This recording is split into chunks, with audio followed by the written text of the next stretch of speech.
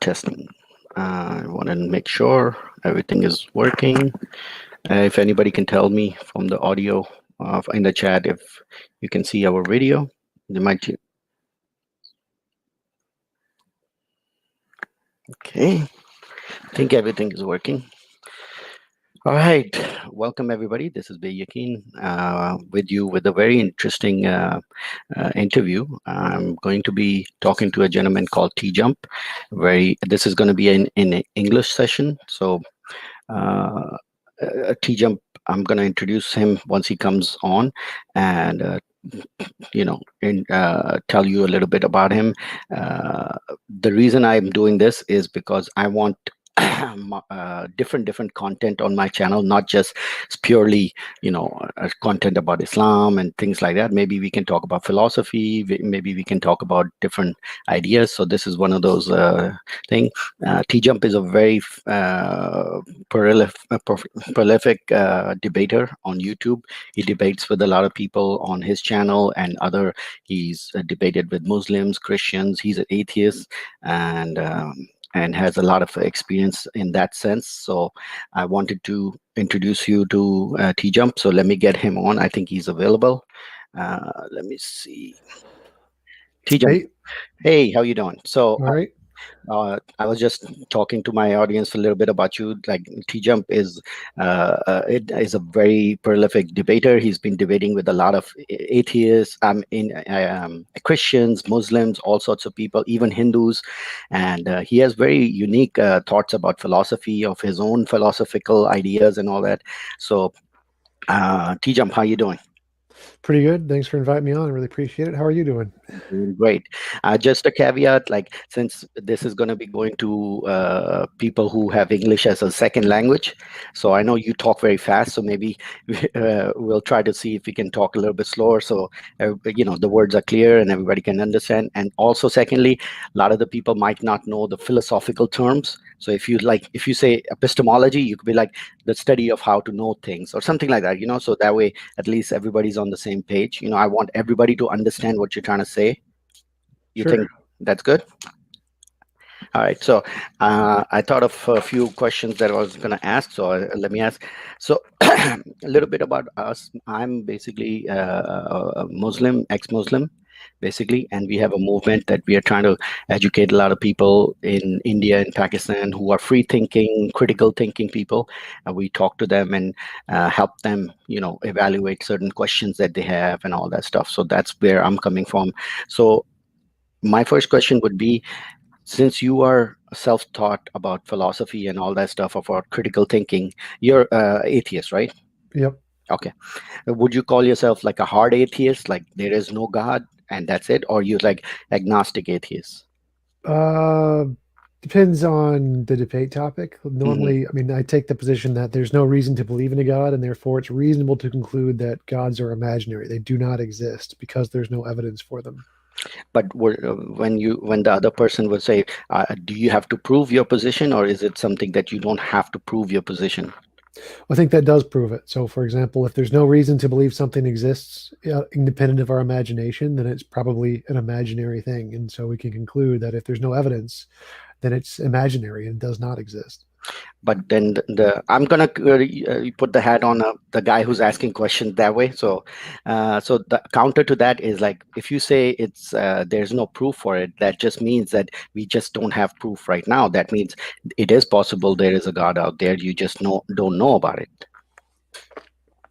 Yeah, it's possible that there's a Santa Claus out there too, but we have good reason to believe Santa Claus is imaginary and does not exist. Same thing Mm, goes to a God. If there's no evidence to show that it exists independent of our imagination, then it's reasonable to conclude it's just an imaginary thing. okay. So let me ask you, like, for people who start having doubts about religion and they have questions about certain things, about that certain things don't make sense and all that, what would be the path for them to get into critical thinking, get into questioning things? How would you advise somebody who's like new, who doesn't know, who has been given religion all his life, and then all of a sudden he realizes there's something wrong with these religion? What is the path he should follow to question certain things? Well, the Bible actually tells you exactly what to do. It's all the things it says, do not do this. Those are the things you should probably do. So, question your faith belief, test the God, see if it works. Look Hmm. at people who disagree. Look at the best arguments from the people who are of the opposite position and engage with them and Hmm. see if you can address their arguments. And if you can't, then they might be better than yours, and you should probably listen to what they have to say. Hmm. The best way to test any idea is to try to debunk it. So take your own position, be as skeptical as possible, and see if you can tear it down into nothingness.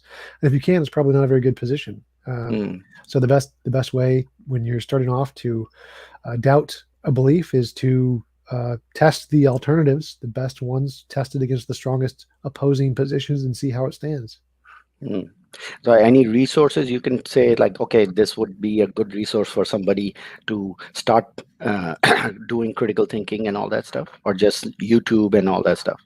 I guess it depends on where you're coming from. So I would probably suggest Hitchens, Harris, Dawkins, Dennett, and the Four Horsemen, usually Mm. for Christians, though. So I don't know from I a mean, yeah, Muslim. this is going to be different because I'm talking from the Muslim perspective. As a matter of fact, I know from your talk that you have actually talked to a few Muslims. And I think one of the apologists, and I think Nadir was talking about all sorts of miracles in his Quran and all that stuff. So I know you're familiar with what their apologetics is all about. Also, a little bit different from Christianity, but how would you answer a question like sometimes the theists usually say, so why is there something rather than nothing?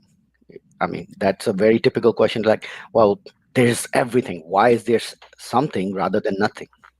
Well, there was never a nothing, so it was impossible for there to have ever been a literal nothing. There always has to have been something that exists. Even in a theistic worldview, there was a God that exists before the universe existed.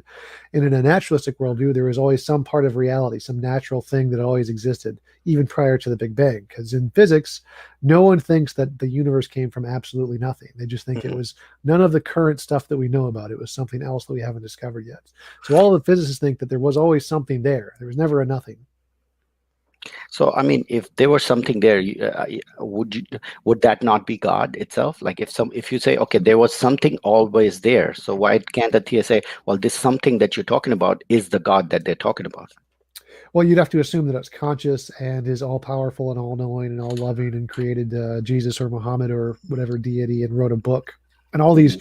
ridiculous facts that have nothing to do with cosmology. Like in physics and cosmology, none of those facts, none of those have anything to do with what the origin of the Big Bang is. If you want to explain the physical origin of the Big Bang, then you have to solve all of the equations, and God can't do that. Just looking at the Bible doesn't give you any of the equations or any of the solutions to Hmm. the forces and the relationships. And so it's not even a potential solution in physics. That physicists do not even consider it an option. You have to actually be able to solve the equations to have a serious theory of what caused the Big Bang.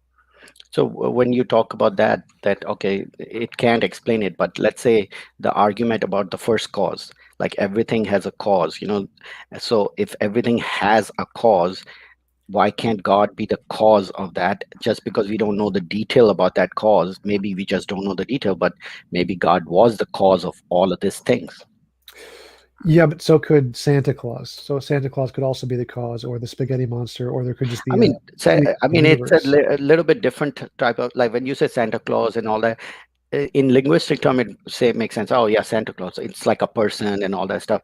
But when you talk for me, I'm just saying, the when you talk God, like it to me, it looks like you're talking about a totally different category. Like God is like everything over on this side, like unicorns, this, and leprechauns and Santa Claus and all that is on one side, which is like a very minuscule, like a very minute thing. But then when on the other hand, when you talk about the creator of the universe, like it's a totally different category. How can you compare that to something of that nature, like which you know what I'm saying? Yeah, because any of the imaginary properties that you think God has, you can apply those same imaginary properties to any other imaginary thing. You could say there's a magical pineapple that created the universe, and it's all powerful and all knowing and created the universe. So any of these magical properties that you think exist in a God, until you can actually show they exist independent of your imagination, then there's no reason to believe that a God has those properties any more than a pineapple has those properties because they're just made up. Hmm. Well, in that sense, the theists will come back and say, okay, let's say whoever that thing is, let's say we call it God, it created everything. So that's where the intention comes in. It's like the first cause must be. must have communicated with us. The way they're saying is like, if God made all of this universe and us and all these humans, He wouldn't make us and just be like, okay, for no reason. He just made it, and there's no reason, rhyme, or reason for anything. It has to have some sort of rhyme and reason for creating the worlds and all that stuff. So if that can be understood, then obviously He would communicate with us. He wouldn't just make us and leave us on our own.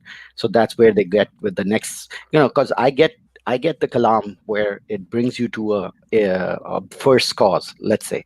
But then from the first cause going to your God or the Christian God or this God or that jump is because they say, well, if there is a God, then He would want to talk to us. He would want to communicate with us. He wouldn't just make us for nothing. So how would you say that they said that is the reason we have all these books and revelations and all that stuff?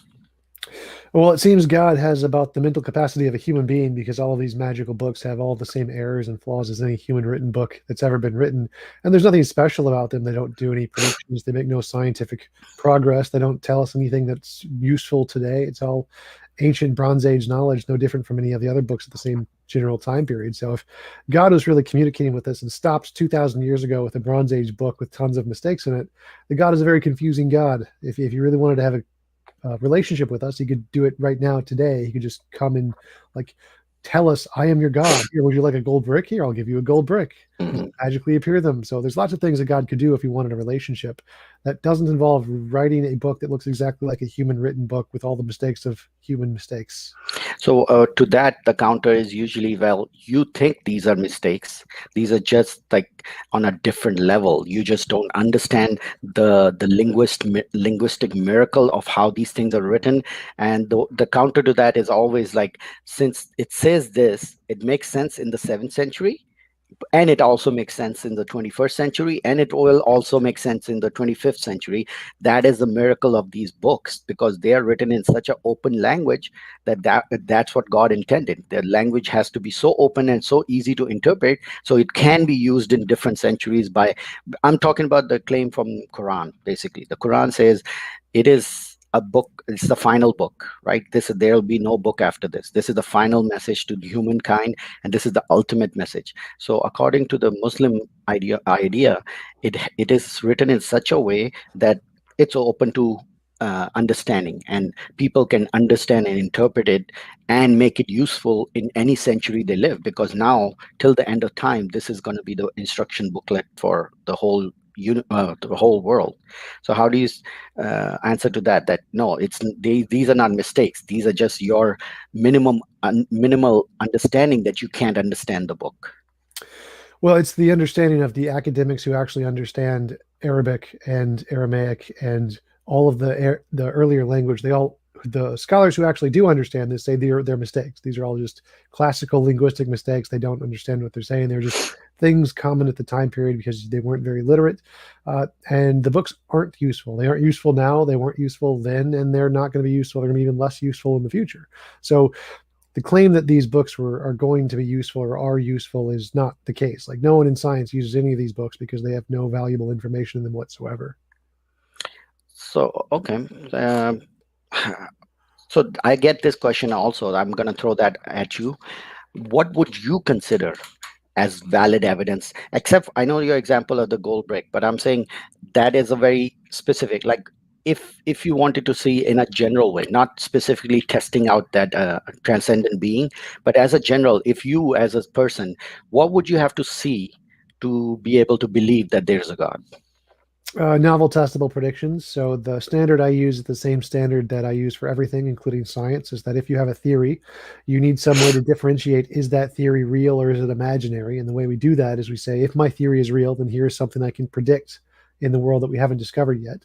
And if we discover it, that's good evidence that your hypothesis is true. So I can say, if there is a God, then if I pray to the God, something will happen. And then if we can see if that thing happens or not regularly, and if it does, that's good evidence of the God. Or if we die and go to heaven and see a God, that's good evidence of a God. So any novel testable predictions would be good evidence for a God, just like it's good evidence for anything in science. Okay, so if you pray for something and it appears, that's a good evidence. What would you say to, if you prayed for something, let's say you prayed for an apple, and an apple shows up in your hand and then it disappears, right? What is it? for you to say that maybe you were just hypnotized? Maybe you just had a delusion of seeing that apple. You saw it right in front of your eyes, and then it disappeared. I mean, would that doesn't prove that there is actually a God? You prayed for an apple showed up, and then it disappeared. What is there to say? You can say, well, I was just hallucinating, or I was just, hypnotized to see the apple. Well, the way novel testable predictions work is that you have to be able to test it and repeat it to do it multiple times, and other people have to also be able to test it and repeat it. So if I pray for an apple and an apple appears in front of me that disappears, and I can tell other people, here's the method I used to see the apple, and they can repeat it and say, I saw the apple too. And everybody who does it sees the apple, or a higher rate than chance, then that would be good evidence, even if the apple disappears. Okay, so you're saying, like, it's not just one time you prayed for an apple and it shows up. If it's something that is continuously done and under set circumstances, and then it can be repeated by other people, and other people can verify and all that stuff. Okay, okay, that makes sense. I just wrote down some questions that came into my mind, so that's why I'm just rattling on the questions. Uh, w- some people say that the idea of God is unfalsifiable, right?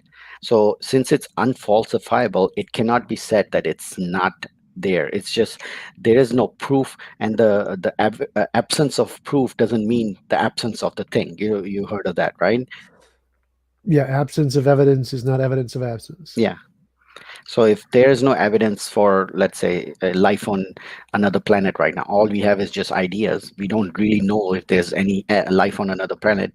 Is it reasonable to believe that since all the data is showing there might be life, it is or acceptable to say, okay, yeah, I accept there would be life on other planets? Similarly, from all the data we have from all these centuries of people believing in God and having all this, like, so many data points of people believing and understanding and all that stuff, wouldn't it be reasonable to think that there is something out there that is, why would it be so consistent over centuries for billions and billions of people having accepted that as a fact that God is there? Why wouldn't that be enough of a reason to be like, yeah, there might be something?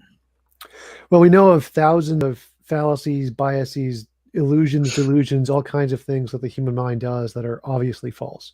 The cause of this is in early evolution when we heard a rustle in the bushes and we thought, oh, it's a lion, we should run away. Those people always survived, even if it was just the wind and there was no lion there, because they ran away and they thought it was a lion, they survived. And so anytime they heard something they couldn't understand or didn't know, they always thought that's dangerous. It's an agent. It's a evil force of some kind. So I have to run away. And they survived. Whereas the people who were more skeptical and said, it's probably just the wind. I can't show it's a lion. So I'll just hang around and wait. Well, they got eaten sometimes because sometimes it was a lion. And so they didn't survive and reproduce as much, which meant the proclivity for humanity to perceive agency in things, like if the bushes move, if there's a rustle in the bushes, is significantly higher. So it causes a type 1 and type 2 fallacy is what it's called. And it causes us to project agency where there is no agency. And so we like to see things like gods in the mountains or in the stars or in volcanoes and anything we can't understand, because that's something that was beneficial in survival for us. And so most humans have this proclivity for these kinds of fallacies and biases, the mistakes that the human brain makes just because it was beneficial to survival. And because Mhm. we know religion is one of those kinds, that explains why so many people have that. I got this question on the screen. He's asking you. You can see it. Yep. Yes, I am a moral realist. Can you describe what that means?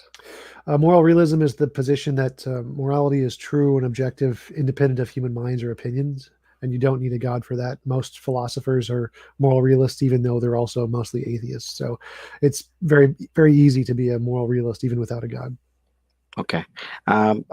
Just for the audience, I mean, if you want to ask TJump or me any question, at me on the chat so I can ask him the questions further down. Once I'm done with the questions, I'll open it up for people to ask questions. But if you want me to address a specific question to him, put at Bayakin so that I know you're asking a question. Here's another one. Is Yeah, so fallibilism is the position in philosophy, which is the majority position among scientists and philosophers, that you can have knowledge without absolute What certainty. is fallacy? I'm just asking you to define the terms because a lot of people don't know the exact Yeah, words that's because, what I yeah, was yeah, doing. So sorry. fallibilism is the position in science and philosophy that you can have knowledge without absolute certainty, which means even though you can't be certain that we're not in a matrix like radical skepticism says, you can still have knowledge we're not in the matrix. So you don't need absolute certainty to have knowledge. Okay. Okay. I'm glad Christians aren't hung up on you need to know the classic Aramaic or Hellenistic Greek to dismiss Christianity.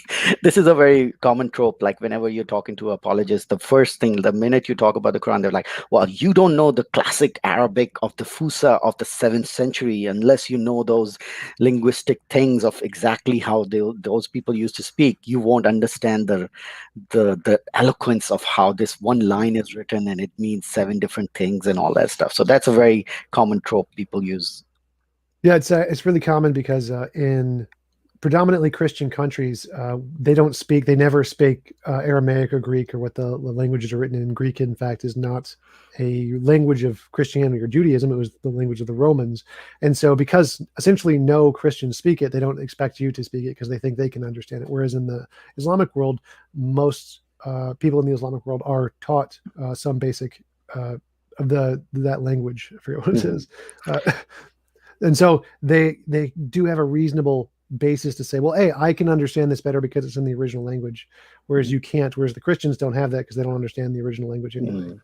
Well, in the Arabic and in the Muslim world, I think majority of the people are taught how to read Arabic. Like I can read Arabic, just reading, just phonetically, but I don't know what it means. Like just like I can read Spanish, because the alphabets are the same. I wouldn't know what it says, but I can read Spanish. So similarly, I can read Arabic, but not necessarily me understand what it actually means.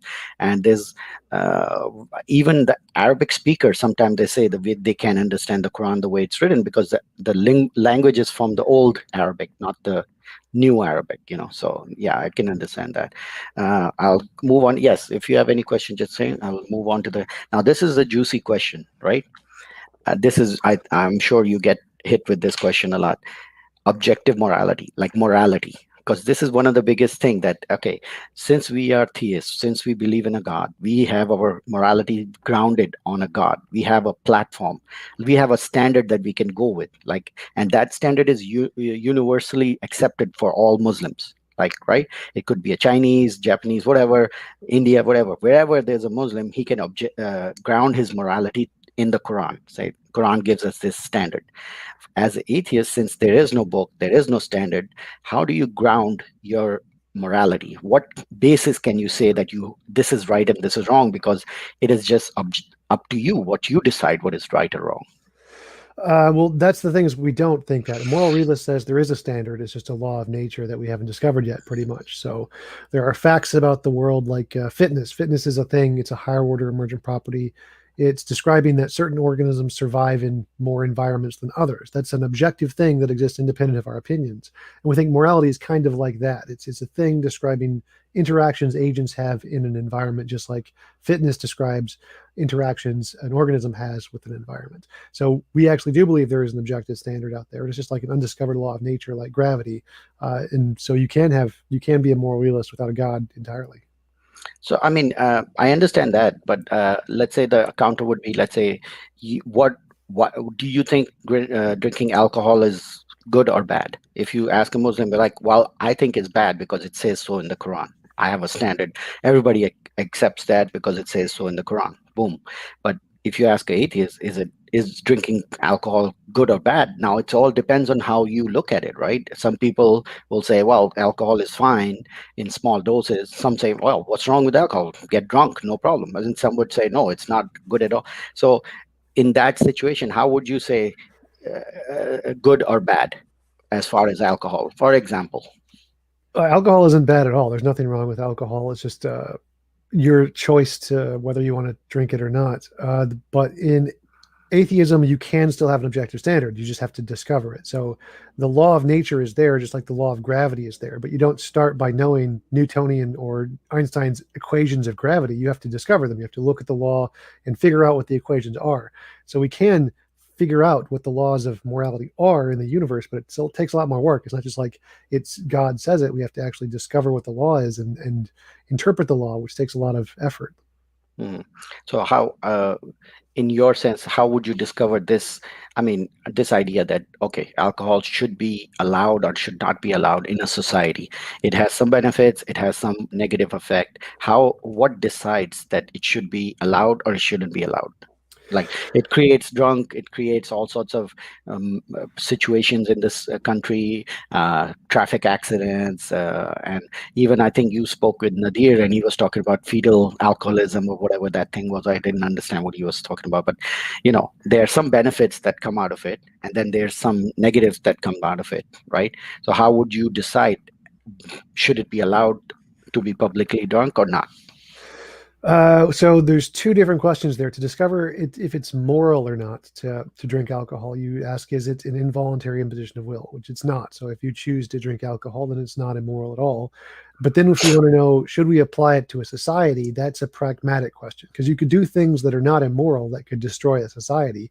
Like if everyone just decided to not go to work one day, that would destroy the society. So that would be bad. And if everyone decided to drive whatever speed they want on the road, that would cause lots of deaths, even though it's not immoral. We That would be bad. So we have rules in place to keep a society going that has nothing to do with morality. It just has to do with what is pragmatic to benefit the society. To understand if something is moral, you ask, is it an involuntary imposition of will? That's the model of morality I subscribe to. Yeah, we're gonna talk about that also. The question: which theory of truth do you prescribe to? Correspondence. Correspond. What is that? Truth is that which corresponds to reality. So you say a sentence like, the sky is blue. If that sentence accurately describes reality, then that is truth. Okay. Okay. So that's a good question. All right. Let me move on to objective morality. I asked. Okay. Here's another question. Interesting question people ask all the time. In Christianity, evolution is basically not allowed based on Adam and Eve and all that stuff. It goes against the evolutionary thinking and all that stuff. But in Islam, what they say is like, no, in Islam, evolution can still be accepted. The only caveat is you have to say that evolution happened, but God made it happen. Like, this animal over millions of years changed to this animal, which is fine, but God was the reason why this animal changed to this animal. And that's one caveat. And the other caveat is, you can talk about all the animals and all that stuff, but as when it comes to human, you have to put in Adamic special. Like Adam was special. At one point, Adam was created and boom, popped in the middle, and that's it. That's fine. Everything else in evolution will be fine. Dinosaurs, no problem. Cambrian explosion, they're all okay with all of that stuff, because it doesn't say, the way they get out of it is like, well, the Quran doesn't say anything about evolution in that sense. So since it doesn't say anything about it, we are okay to accept it. But you still have to say that no, God was the reason for creating the evolution, and he was the driving force behind it. How would you address that? Christians actually do the same thing too. It's called an ambiguity fallacy. You can take any words that the Quran says or the Bible says, and you can interpret them in such a way that it fits the facts. You can do that with any combination of words you want. Like you can just take Harry Potter, for example, or any other science fiction story, and you can take any of the sentences that don't seem to map onto reality, and you can take them as a figurative. So they're not a literal description. They're just a figurative event of something that happened. And you can make any science fiction book fit perfectly well with reality, because it doesn't, as long as you interpret it to be figurative, then anything can fit anything. It's just, that's how language works. So the fact that you can make a book read as if it describes reality because it leaves out or doesn't exactly say what happened in reality isn't a good evidence that it's true. It's just evidence that you can manipulate the words or interpret them in any way you want to make them fit the data. Okay. So, do you think language, name, tribe, religion is meddling with identity crisis of human beings who are born without knowledge of race? Uh, Sort of. I think that human beings naturally have an in-group, out-group bias. So we are attracted to people who are similar to us, and we want to group with people who are similar to us, and we see as people who are different as enemies or a threat because that's just how, when we were evolving as a hunter-gatherer society, the next door neighbors were a threat because they were trying to take our resources, and so we would often get in fights with them. If we saw them, we just instantly try to kill them, essentially. Hmm. So that inbuilt in-group out-group bias has led us to racism and other ways to segregate people, because we have that built-in evolutionary proclivity to segregate, to separate people based off of similarity, and what people you think are similar to and what people you think are different for whatever reason. Okay. I hope you're not getting bored because I'm just rattling on some question. It's just interesting to pick your mind of how you explain certain things because there's totally different, it's a different thought process that you have. And it's very interesting to see. The thing I like about you is the clarity. Like you don't, I've seen your debate in which people are talking for 10 minutes and you'll be like, well, what you're saying is we can't see God, right? It's like, yeah, okay, well, this is the answer. So I like that the simplicity of bringing the argument, no matter how convoluted it is, bring it down to the core. What are you really saying? And if you say this, then this is the answer to that. So that's what I like about your debate style, and it's not very confrontational, except for when Dart Dawkins or a Batman or something comes in, then it's interesting. All right. So I'll shift it to a little bit different topic. Let's see what your opinion about this is. Do you know there are certain countries in this world, about 13 countries, where leaving your religion is punishable by death? Okay. Yep. And that and besides those, there are 26 or so countries that actually have blasphemy laws in their book. I mean, some of them actually implement them, some of them are just in the books, they don't really implement them, but overall there are certain countries you cannot speak against the religion or say anything against the religion, and worse off, you can't say anything against the religious figures in the religion, right? So, for example, Pakistan is one of the countries where if you say something against the prophet, derogatory thing, something against the prophet, you could be jailed, you could be fined, or worse, you could be put to death. So, what is your opinion about in the 21st century? We are living over here with all the advanced thoughts and critical thinking and all that, and we still have countries that are run under blasphemy laws. What is your opinion about these things?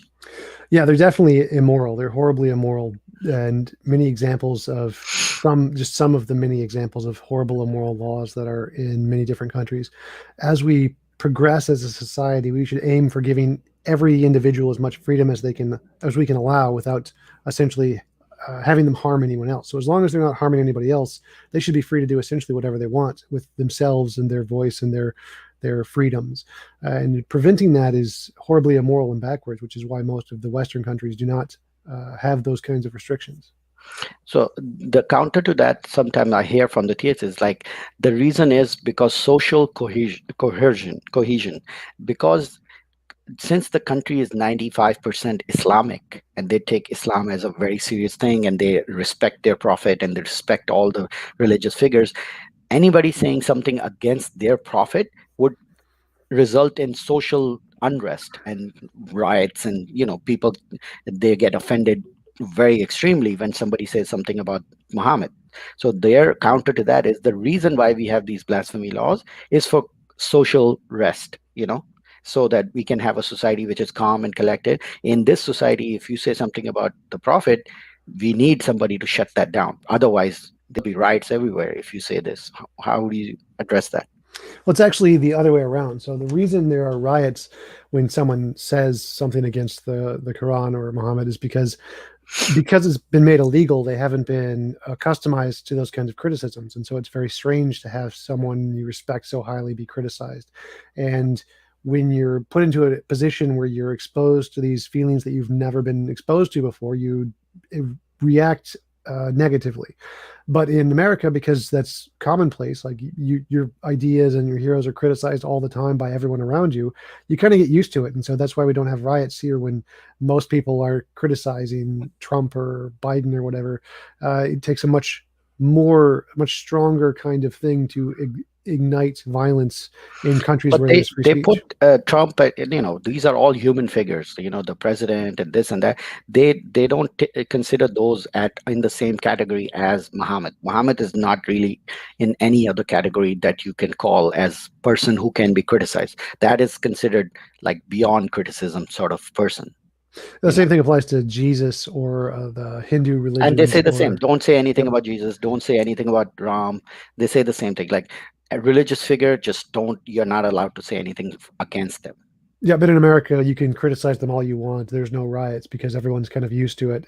You don't need. They're accustomed to the intellectual criticism and know how to deal with it emotionally, and so they aren't as vulnerable enough to be put into violence just because someone criticized their figure, their God figure. Mm. So would you think that's which would, in your opinion, would be like, do you think we should push towards normalizing blasphemy in those countries so that it becomes more where you're allowed to say things like that? Or is it something in your opinion like, no, that's fine. Let them be the way they are. If that works for them, that's fine. I think we should normalize criticism first. So instead of just going straight to blasphemy laws, we should normalize the idea of being skeptical and critical of ideas. And if you normalize that and are critical of a lot of different things, and you start to apply that to religion, it will eventually lead to being more comfortable with blasphemy because you'll be able to critique your own position without having a negative, adverse emotional response. Okay, I got another question. I'm getting these questions, so I'm putting it on. Why is it that we still can't get over the concept of God and religion? Like, yeah, that's one of the. Why is it that we still have it? Like, there's still majority, almost everybody, 90% of the world, you would say, still believes in religion and all that. Why can't we? Now that we have so much knowledge about our natural world and all that, why is it that it's still so impossible for people to get out of the religious concept? It's emotionally fulfilling, so it makes people feel good to believe that there is an all-powerful being who really cares about them and is going to give them and get them into heaven when they die, so they won't have to just stop existing. And that idea is far more pleasant for people, so it's easier to have that idea and to move forward and see value in things where you otherwise have a hard time finding it because you have this belief that there is this all-powerful being there who's watching over you and who's going to give you infinite rewards when you die. So it's definitely a very comforting position for people emotionally, which is why so many people believe it. Do you think there's a utility in there, like religion is actually gives you something that atheism cannot give you? I had one of these questions actually, because this is a common thing that they said, like the logical conclusion of atheism is nihilism. If you take it to its logical conclusion, atheism is going to lead to nihilism. So in counter to that, they say, well, religion is necessary and is useful and utilitarian because it actually gives people purpose and all that stuff. So wouldn't it be better to have a religion for people than to have no religion? Because logically, the only ultimate solution to atheism is nihilism. Well, no, so that isn't the case. It's just harder. So it's harder to find meaning and purpose if you don't already assume there is someone who's exactly like you, but a bigger, more powerful version of you in the ultimate seat of the universe. So if it's just laws or physics, those things are much harder to understand on their own than thinking that someone has a mind like yours. So when trying to understand any scientific field, it's much harder to explain gravity or the constants or electromagnetism using the math because it's not like a human. It doesn't have a mind there that you can understand. It's not like you. It's very different from you. And so it takes a lot of work to try and understand what the nature of reality is. And the same thing applies to morality. If you're looking at reality and not just assuming it's a kind of a big human being, it's much harder to understand. And so religion, because it's easier to grasp for most people, it's much more pragmatic to have that kind of a belief system to encourage them to have those kinds of feelings. Whereas if you're a scientist, you can't really get that from a God because it doesn't work, and you have to do a lot more work to try and find how to explain those kinds of things in regards to reality. Okay. What is your verdict on the fact that that the proposition uh, empiricism is the only truth, cannot be proved empirically? Yeah, saying that the only way to gain knowledge is through empirical verification. You obviously can't gain that knowledge of that sentence through empirical verification. So logical positivism, logical empiricism, which is that position, has been refuted no one in philosophy has accepted that for a very long time. The current position in philosophy is that there are conceptual truths like math and logic, things that are true just in our imagination, and then there are empirical truths about the world independent of our imagination. Those are two separate categories. So you don't need to prove conceptual principles like 1 + 1 = 2 by looking at the world. You can just think about them. So the principle that empirical evidence is good evidence of the world, you don't need to empirically verify that because it's a conceptual principle, and conceptual principles are justified just by thinking about them. Okay, that's cool. All right. What? Okay, so what if, like, since you said that it's pragmatic, the society has to decide which are the right rules and what and wrong rules. What would you say if a society got together and decided, let's say, religion is the best thing that they can have? Like, let's say in one area, they all got together and democratically decided that we need to force religion on everybody, and this is the religion we want to force on everybody. Based on that, wouldn't it make sense, like, since they all voted and they all agreed, the majority agreed, that's what the right thing to do is?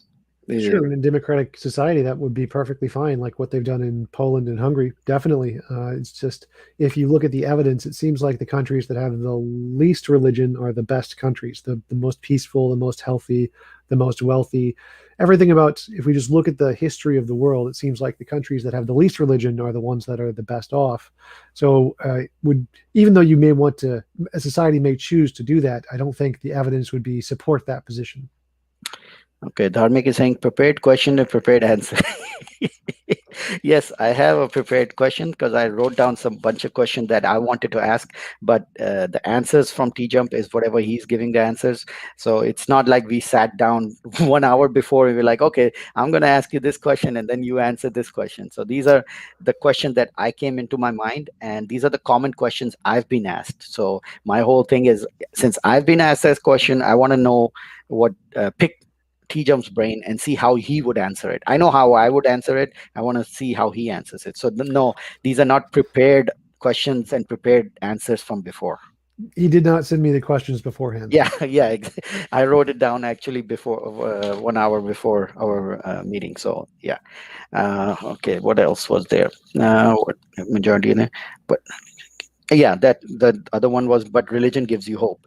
They say, like, religion gives people hope. There's so much desperation out there in the world, like, so there are some people who just don't have anything, and they don't have the whole, I wouldn't say derogatory wise, but they don't have the mental or time to really think out all these philosophical ideas about how, physics and this and that. So for those people who are very, down to earth, very, like, for them, it's so much easier to just be like, okay, I have these set of rules that I just need to follow, and since I'm going through such a bad time in my world, there must be something as a benefit to me once I die. It gives them that hope. Otherwise, there's billions of people who are having such an awful life in this world, and they'll be like, if this is all I have, then you know what, it would be very despair for them. So at least religion gives them a, even though if it could be a false hope, but it, at least to live their life, they get this fake hope that maybe later on I will get, for made up for all the bad things that I went through in this world. Because that's what I hear all the time from religion, like, oh, you're going through this tough time, don't worry, God will, reward you in the end. God will reward, and that hope that I will get a reward in the end is basically lets them survive and lets them get over the difficult times. Yeah, And I think if that atheism takes that away from it, then what? Like, it took their only hope that they had away from it. I mean, is that fair? And it doesn't give them anything in return. It yeah, just, if being your God is fake. religious That's it. if being religious makes you happy, then you should be religious. Like I think that you should do whatever makes you happy for sure. That's it's more important to be happy than to know the truth of the universe. And so if being religious makes you happy and helps you to get through life, then yeah, you should be religious. Like you shouldn't people like me should not like try to take away your religious belief by force. It's only if you're willing and interested in trying to learn the truth and you want to have discussions about evidence and philosophy, then we're happy to have conversations with you. But no one should be like trying to forcibly take your religion away. If it gives you comfort and happiness, then absolutely keep it and be happy. Okay. What TJump thinks about this premise. Necessary existence must have will in order to create the universe, i.e., it must do it willingly. Yeah, that argument isn't accepted in any physics or cosmology. Like, there's no reason that, or even possibility that a will could somehow create the universe. It doesn't even make sense. So, it's equally as possible or more possible that it's a quantum mechanical feature, something in physics. That's the better explanation of what caused the Big Bang or the necessary thing that caused the contingent things. It's a physical thing, like in physics. It's not. There's no reason to think it's a will or a mind of any kind. Okay. Uh, what's in the religion other than carrots and sticks? Pretty much. I mean, that's mostly what it is. It's just a series of reward if you live long enough, or live, praise the god after you die, and then sticks if you don't. So yeah, that's the fundamental tenet of most religions, is carrots and sticks. But there is Hmm. slightly more to it. It's a cultural thing as well. It's like, if you have similarities to other people around you that you can relate with, it makes it easier to form groups. And so there are some benefits that don't involve carrots and sticks in the same way, in the same like tenets of religion. What would you say about Pascal's wager? A lot of people throw in the Pascal wagers. Like, what do you have to lose? Just believe it anyway. And if it turns out to be true, great. If it doesn't turn out to be true, you didn't really lose anything. How would you say? What would you say to that? Pascal's wager is a terrible argument. So if you assume, like, if I pray to Allah and Allah will then allow me into heaven, and if I don't pray to Allah, well, then nothing will happen. Well, that just assumes that the only two possibilities are either Allah or no God, but that's not the case. If Allah is a possibility, then all the other gods are a possibility. So if you pray to Allah and get it wrong, then the other gods are going to send you to hell. So it's equally as likely that if you believe in Allah, you will go to hell as if you believe in no God. Because it's equally as likely that if you believe in no God, you're going to be allowed into heaven than if you believe in Allah. So there's no difference between believing in a God and not believing in a God. The probabilities are the exact same for both going to heaven and going to hell. So the argument is a really bad argument. Yeah, but they say that, well, that is only the case if there was any other God. Only my God is true. No other God is true. We already know that. That's a fact, that Allah is truth. So for the Pascal wager, they take away the whole thing about other gods. It's like, what do you mean other God? There is no other God. There's only our God. That's the true God. So in that case, Pascal wager makes sense because our God is the only true God. So either believe him or not. That's how they. I mean, I would imagine almost all religion thinks that way, that only their God is the real God. Everybody else is probably mistaken. So a lot of time when I say Pascal wager and I say, well, there could be any other God, it's just like, what do you mean any other God? There is no such thing as any other God. There's only my God. That's true. So yeah, we're getting some good questions over here. Let me see. Where was it? Oh, here. What's his verdict, Professor? Do I you don't know? know. I've never heard of him, so I don't know that argument. Okay. Okay. All right. Let's. I would like you to, because this is fascinating. The one that your concept of objective morality. I love that whole concept that you have. Can you explain what your concept of objective morality is? Of I think imposition of will and that. Can you explain that to us? Sure. So every theory of morality is grounded on two things. The first is our feelings. So when we see someone being killed or whatever, we feel like that's wrong, that's evil.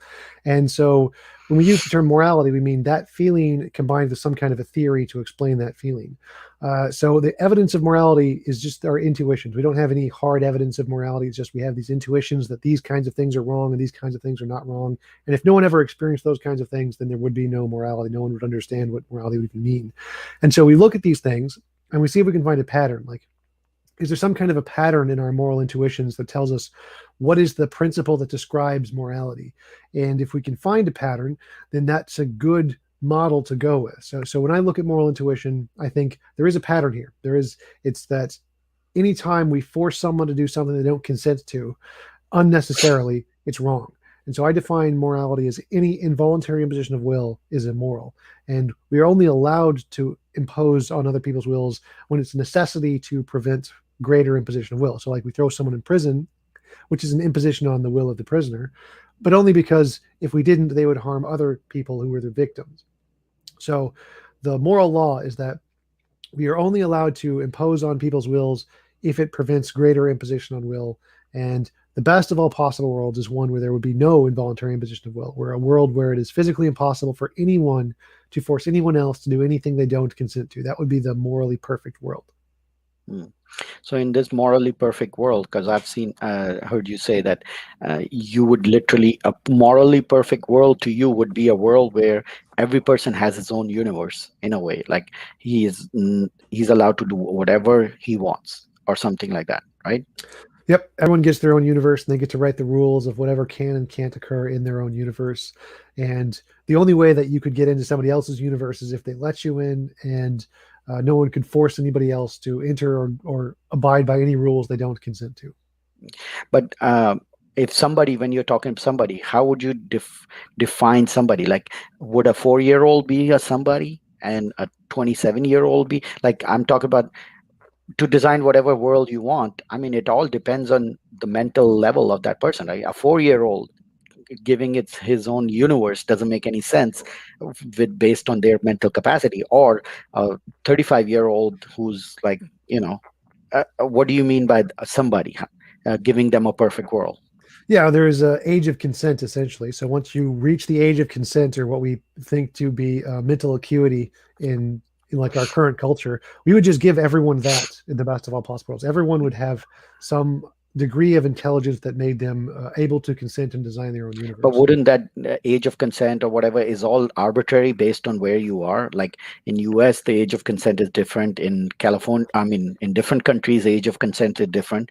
So that is also an arbitrary number based on the cultural norms and things like that, right? Sure, but we can say that if you're able to solve an IQ test at some degree, then we can consider you as having the sufficient level of intelligence. So even though we don't know right today what the perfect level of intelligence is, we can just say it's about this much. We'll just give everyone this much intelligence. That would be fine. So it sounds a bit like the Mormon promise of having one's own planet. Yes, that's what I was. The first time I heard it, I was like, yeah, that sounds like, because the Mormon think that everybody will have their own planet and all that. So yeah, you're right. It does sound a little bit like that. Um, I think I don't have any other question. Do you have any questions from your side? Like if you have any questions, Not that I can think of. okay. Well, this was very nice. Um, Basically, thank you very much, TJump. And I put all your information in the description, your channel link, all your Patreon, PayPal, all of that stuff is in the description of the video. Really appreciate you coming here.